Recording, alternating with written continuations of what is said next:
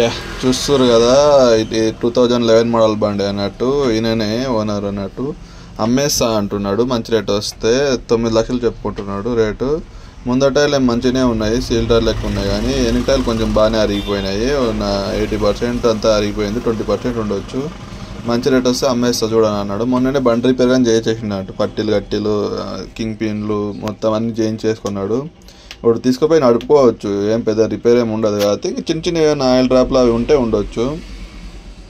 ఎందుకంటే ఇప్పుడు ఈ బండికి అంత వర్క్ అంతా అయిపోయింది కాబట్టి ఇప్పుడు ఏం పనిలేదు కాబట్టి కొంచెం రేట్ ఎక్కువనే చెప్పుకుంటున్నాడు.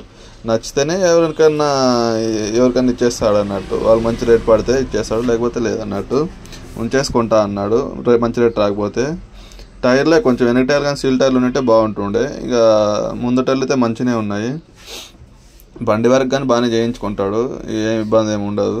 తీసుకుపోయి నడుపుకోవడం ఒకటే. ఇక కాకపోతే కొంచెం రేటే కన్వీనియంట్గా ఉండాలన్నట్టు. చెప్పుకోవడం అయితే కొంచెం 9 lakhs చెప్తుండే అన్నట్టు. చూడాలి పోతుందో పోదా అని.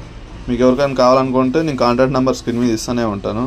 ఇగో ఈ పైపులు అనేది కొంచెం ఆయిల్ డ్రాప్లు ఉంటాయి, ఎందుకంటే పాత బండి కదా. కొత్త బండి అయితే ఆయిల్ డ్రాప్లు ఉండవు. స్టిక్ అనేది కొత్తది, వేరే బండికి వేసి అన్నట్టు. స్టిక్ న్యూ మోడల్కి వచ్చిన టైప్ ఉంటుంది అన్నట్టు. ఎందుకంటే స్టిక్ ఏడా క్రాక్లే ఉండవు. ఇంకా వేరే భూమికి ఏమైనా ఉండొచ్చు, కానీ స్టిక్కి మాత్రం ఒక క్రాక్ కానీ లేదన్నట్టు. చూడాలి ఏమవుతుంది. కాంటాక్ట్ నెంబర్ పెడతా స్క్రీన్ మీద.